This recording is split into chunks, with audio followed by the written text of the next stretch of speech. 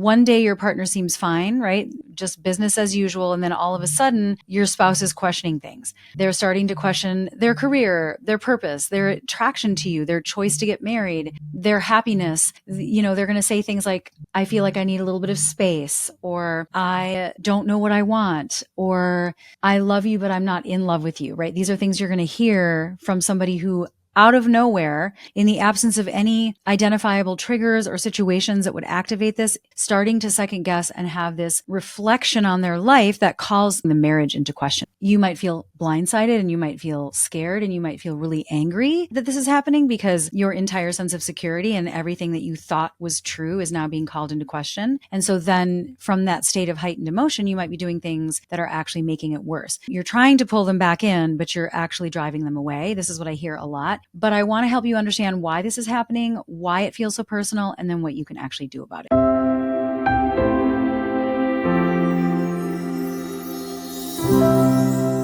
What's happening with a midlife identity shift, it's not about like, I have to have a red sports car, right? There's this stereotype that I need to go buy a Corvette now and I need to go prove something to myself because I'm worried I'm getting older and I'm in touch with my mortality. Like, this is a very common stereotype of midlife crisis. But it's really about the collapse of old identity. It's also sometimes a byproduct of an increase in consciousness. A lot of times our life is on autopilot and we just do what we were taught to do. And we're hardwired to just adapt to our environment, and we do what's expected and we adopt the narratives that we were given. And then at a certain point in our life, as we become mature and fully independent from our family of origin, we start to go, wait a minute, is this really what I wanted? Did I make this choice from the right place? If I could do it again, is this the same choice that I would make knowing what I know now, right? So it's not that simple. It usually happens between ages 40 and 60. And research shows that most people are reassessing their lives during this time anyways. So maybe they've achieved what society told them they already should have, right? They've got their career, they've got their family, they've got stability, they have financial success, they've been able to take trips. And I talk to people every day that are saying, I have everything. Everything on paper looks really great, but I just don't feel happy. And so then people start to question, okay, well, if everything that I thought would bring me happiness and I'm not happy, maybe it's my marriage, right? They can't explain the emptiness. Now, according to Erik Erikson's theory of psychosocial development, which if you ever taken like Psych 101, you might have heard of this. He talks about the psychosocial development models. They're like stages of development that you go through. And in one of the stages that he calls generativity versus stagnation, the question of, is my life meaningful, is now top of mind. It's not about the basics. It's not about survival. It's about what does it mean, right? And that becomes the dominant thought process. And so now your spouse's sudden distance isn't about you. It's like, if you notice that they're pulling away, it could just be about this developmental crisis of self-reflection from a growing consciousness, a growing sense of individuation. And that's a good thing. That can actually be a very positive opportunity to reset the relationship and become more intentional and come together as partners to be more conscious. But there's a lot of challenges around this because the way that it shows up in marriage a lot of times is the partner with the midlife crisis doesn't seem like they even really want to prioritize the marriage. It feels like where they're getting their hits of dopamine is outside of the marriage.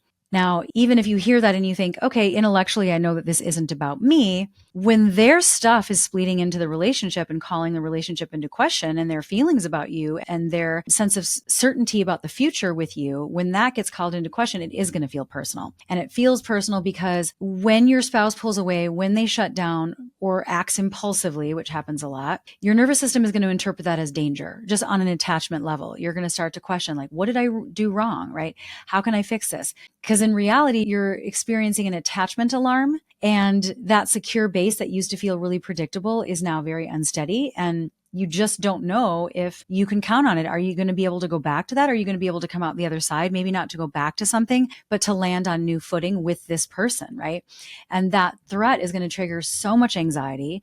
It's going to trigger this over-functioning urgency of wanting to do things, which usually takes the form of like trying to question them, talk to them, pull them in, do the opposite of what they're actually asking for, which pushes them away even farther. It's not weakness. It's just biology. It's the way our brains are wired in terms of attachment. If you've heard me talk about this before, this is not a surprise. When our primary attachment bond is threatened, of course, we're going to go into this dysregulated state. So that's not your fault. That's not a personal failure.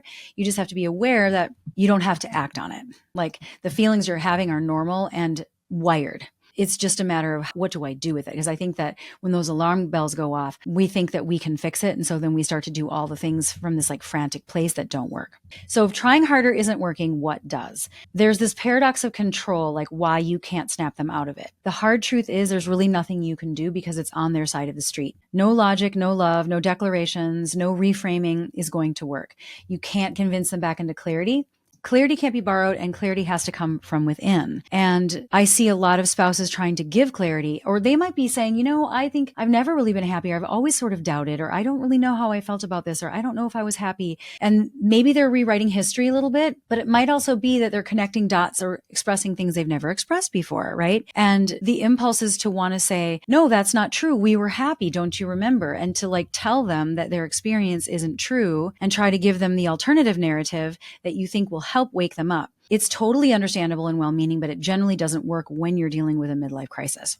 Trying to control or trying to chase them or fix them increases the resistance. And actually, Daniel Levinson, he's a psychologist. He's the one that coined the term midlife transition. He found that this phase is about an internal reorganization. It's not about an external persuasion. It's not even about the dynamic. That said, I do have a caveat. A lot of times when I'm talking to a spouse who's leaning out spouse is having a midlife crisis, or the person that I'm speaking to believes that their spouse is having a midlife crisis, they might use it as an opportunity to say, this has nothing to do with our dynamics at all. And so they will minimize anything in the relationship that their spouse with a midlife crisis is pointing to. And that's a mistake. Because even if it is inside of them, even if it's an internal reorganization and has nothing to do with you, if their narrative is like trying to explain how they feel by looking at things in the relationship, and you don't try to join them to at least see it from their vantage point and be their ally and helping them make sense of their experience, then you're going to become on the outs. You're going to be more like their enemy, or not their enemy, but that's too strong of a word, but more of an opponent to what they're trying to figure out right now, right? And then if they don't feel validated or heard or understood, that's going to only reinforce their narrative that like, gosh, maybe we're not on the same page. Maybe I'm waking up and this just isn't for me, which is not what you want, right? So what's going to help you the most is emotional regulation. That is the single biggest thing that you can do if your spouse is leaning out as a result of their midlife crisis. When one person can anchor in calm presence, the nervous system of the other will begin to find safety again. That's why your inner work is going to become the most important thing. And it feels a little bit unfair, right? Because it might be like, well, my spouse is going through something and they're the ones that need to do the work. They're the ones that need to figure this out and get help, like get a therapist or get a coach or read some books and do the work to figure this out. And yet they won't. And I'm the one who now has to do the inner work because of a problem they're having. Feels really unfair, especially since I just said there's nothing you can do to fix it on their side of the street. But in the culture between you, if you are regulated, you create safety in that gap. Right? So like they're struggling and they are afraid to say what's really on their mind. And if your reactions are really heightened and emotional, that is going to drive them farther into their shell. So if you can stay calm, at least they can come out a little more and you can actually bring it to the light, be their ally, and position yourself as someone that they can trust to walk through this with. So this is kind of why we talk about focusing on yourself and saying, I can go first. Because in this situation, this is not necessarily a precondition unless there's an acute mental health disorder that is also corresponding with a midlife crisis. But if in the absence of that or any other preconditions, your work can make a difference, but this is going to take longer. Usually when you're dealing with a midlife crisis and not just a relationship issue where they're leaning out because of unmet needs that now they can have met. It could take 6 months. It could take a year. It might even take 18 months or as long as you can do it, right? Now, I don't recommend this, of course, if they're seeing somebody. I can just hear people say, well, my partner's in a midlife crisis and they're sleeping with somebody or they're living with their new partner. That's not what I'm talking about here. That's a precondition, okay? If their attachment needs are being met, you have no leverage. So set that aside. But if they're not seeing anybody else and they're just really in this weird place of, I don't know what I want and I don't know if it's you and I don't want to waste my life in feeling like I just did what I was supposed to do and I did the right thing on paper, but it's not really what my heart is calling me to do. There might be a spiritual calling. There might be some evolution that they're going through that they feel that they told themselves that they can't have with you. And that might be incorrect, but for whatever reason, that's what they think. And so the more that you can defy that narrative, the better. The more that they can see, okay, maybe I'm tripping. And I've seen this before too, where later they say, you know what? I don't know what got into me. I am so grateful for you for staying steady and not giving up on me while I went through this thing. And it actually brings you closer on the other side. Now, there is another thing that you can do. There is one thing that you have power over, even though you don't have power over their inner work. You do have an opportunity to grow through your own self-reconnection. This is part of the inner work, not just in terms of emotional regulation and like, how do I notice my feelings and how do I not react to my feelings? But growth through self-reconnection is really the idea of you're awakening too. So maybe this is an opportunity for you to be like also reflecting, not from a place of reaction, but from a place of, okay, something has been catalyzed here, right? If we're really in a partnership and my partner is going through a reawakening and starting to question everything, I can do that too, not in a way to say I don't want to be married, but in a way to think, do we need to change some things? Is this working better for me than it's working for them? Are there some life dreams that they have that they didn't have when we got married that we now need to recalibrate our relationship to adapt to? And do I have dormant life dreams that I need to honor? Sometimes we get mad at the leaning out spouse if they're questioning things based on life dreams or giving themselves permission to follow their heart and their calling, when instead of trying to get them to give that up, you could find that in you too, right? Like you might have your own personal growth, your own calling that you can find that you might discover actually is really in line with my leaning out spouse. And so it doesn't have to be something that is mutually incompatible or is going to take you farther away from each other. Sometimes I think this is the fear of like, if I grow, then am I moving farther away from my spouse? But that's why you can just ask yourself gently. You don't have to come up with any answers right away, but who am I now? If I was going to start to reflect on everything, who was I when I got married? Who am I now? Has anything changed? Are there any regrets? Are there things that are not working for me? Are there unmet life dreams or needs that I also have? And who do I want to become? What do I want our relationship to look like? Where do our life dreams overlap? But you can't answer that question unless you know what yours are too. So it is a really great opportunity. It's sort of like if your spouse all of a sudden is on a health kick and they know they have to start doing things to take care of themselves. And now they're at the gym all the time. They've got a trainer and they're exercising or going on marathons or whatever it is. It's a lot of time and effort. And what a lot of spouses do is they say, okay, well, my spouse is going and doing things that they really want to do. And I'm just sitting here. So maybe I should find something that will fill my cup as well. And that's not a bad thing. So that's the first thing in terms of the inner work, is to look at, okay, where can I reset? Where can I have an awakening for myself as well? A lot of the spouses that I've worked with realize that they have lost part of themselves in the relationship. They might have lost their passions or their friendships. I mean, I know for me too, just as a young mom and working and marriage, and it was just, I didn't even have time for friends, right? But it put too much pressure on the marriage. One person really can't be everything to us. I think we do need to live in community. But I think that it's possible to find those parts of yourself and say, all right, you know what? This is my time to rebuild that foundation. It's not selfish. It's stabilizing. And it's a match for what my partner's going through. It's almost responding to what's happening, not as like an alarm and as a pathology, but perhaps a time of awakening that you can grow from too. It's scary because you don't know what's going to happen on the other side. And when we don't know what's going to happen, our brains will trigger all kinds of fight or flight responses in our nervous system, right? But going back to the emotional regulation, if you can develop some practices around that, then you can handle it. And then you can look at, all right, where's the opportunity for me? What could be good about this? And how can I win in this situation? So you're really pivoting because it feels so powerless. It feels like something is happening to you. And if you flip it to be like, how could this be happening for me? Where is the benefit? Where's the upside? So often what feels like the worst possible scenario ends up being the biggest gift and the biggest blessing. And you just have limited perspective to be able to see that at this time. So faith is really important at this time as well.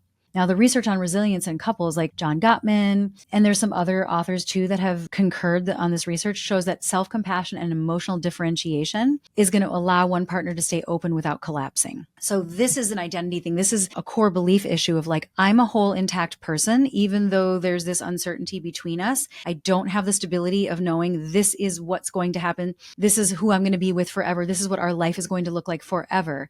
Now you're in a place where you're like, I don't know what direction this is going to take us. I don't know if we're going to be together by the end of it or what that will look like if we are, but I know that I'm intact because I'm connected to who I want to be. I'm connected to my life dreams and I'm whole as a person. So if you're not feeling whole as a person, if you feel like your entire identity is wrapped up in your spouse, it is an opportunity for you. So as hard as that might feel, that's what I would encourage you to try to do. Because when you're rooted in your own worth and when you're calm, you're not going to be reacting from fear. You're going to be reacting with an energy that actually is magnetic that will have a much greater chance of magnetizing your spouse back in, because they might be very scared. They might be freaked out. A lot of times there is a component of depression especially with men of a certain generation where it doesn't look like depression on the surface. And when I say depression, I mean like disempowerment, a sense of powerlessness and a sense of low self-esteem or self-doubt, a lack of competency, fears and insecurities are coming up. And it doesn't look like that, but that's what's behind it. So when you can stay calm and you're not afraid, then they feel like there's room for them to share that openly. That said, I know that you might have tried this already and you might have found that they just won't come toward you. And that's not your fault. And so don't feel bad if you do create safety and they still don't come towards you. Not everybody will take that opportunity. And it really just depends on the person and how they're coping and what their adaptive mechanisms are to handle the midlife crisis. But that will at least maximize your potential or your opportunity for them to come forward. And then when the storm starts to settle, and then your calm presence can become the bridge back to connection again, where you can reflect on what's going on. So then in terms of connection, the final stage, the reconnection, when and how that happens, it does not happen through pressure. It happens through invitation. It happens through you staying steady, doing your own thing, looking at how you can grow as a result, having faith it will all work out. You don't know how, and keeping that regulation and that safety. Then once their identity confusion begins to soften and they feel like there's not a volatile hot space between you and they have that safety and they know that they're not being judged or undermined or denied, that their experience is not being denied. If you can listen and be really curious, then they can come forward again and you can have those conversations about what this can look like. What are the boundaries? Like you might want to have boundaries too, because sometimes with midlife crisis, there's like harmful behaviors that they might engage in and you don't have to accept that. That's something I really want to be clear about. Staying regulated, staying in your own lane does not mean accepting things that are unacceptable to your values. It's this balance act of like holding the vision, but also very clear boundaries. So let's say they want to reconnect or they're giving you some hope and they're saying, I think we can do this. I just don't know. It's going to take me some time, but they're not wanting out of the relationship, right? But it's still not great. That's the time where you want to set some boundaries around what you can accept and what you can't accept. It's okay that you're not going back to how it was. The boundaries are essential in this uncharted territory. It's like new rules for new ways of being. What used to work before isn't going to work now. So now that you're going through this and now that there's these behaviors that I can't tolerate, here are my boundaries. Here's what I'm available for. Here's what I'm not available for. And then you want to just invite them into and reassure them, like, we can get through this. Like, we just have to come together and be really clear on what do we each need? What do you need? What do I need? And how does that line up? When you stay hopeful, when the partner who's not having the midlife crisis is able to stay steady and hopeful and self-anchored, that's what's really going to allow that to happen. And you're modeling emotional maturity, and that's a magnet. For somebody that has the capacity to have a healthy, happy relationship with you, they will be drawn to the emotional maturity and the strength and the groundedness. So often when I'm talking to somebody who's leaning in and their spouse is leaning out because of a midlife crisis, the person that I'm speaking to has a lot of anxiety and they have relied on their partner to regulate a lot. And so that spouse might be feeling like they don't want to do that anymore. And that's part of the midlife crisis. So the midlife crisis isn't about you, but this is where it's linking back to the part where I said there might be some things in the dynamic that you could still improve, right? It doesn't mean it's your fault. It just means that now the things that were happening in the relationship are no longer working for them because of the midlife crisis.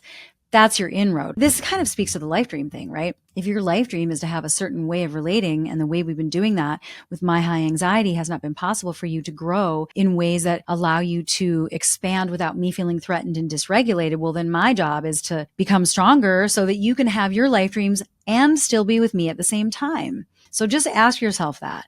Does my spouse want something in this life that they feel for valid reasons that they can't have with me? And is that a growth opportunity for me? That's really the only thing that you can do. But that's a lot, right? If you look at it and you're like, oh yeah, there are a lot of things that I can see that had they not had a midlife crisis, maybe they could have done a better job of communicating that to me. That's not your fault, but it's something that now, because they're having a midlife crisis, is being brought to the light. That is an example of your opportunity. So just to recap, it's not your fault. It's not anything you can fix, but you can set the tone and contribute to this biosphere in the relationship between you. You can set the culture. You can honestly show up as a match for the culture in the relationship that you want to have.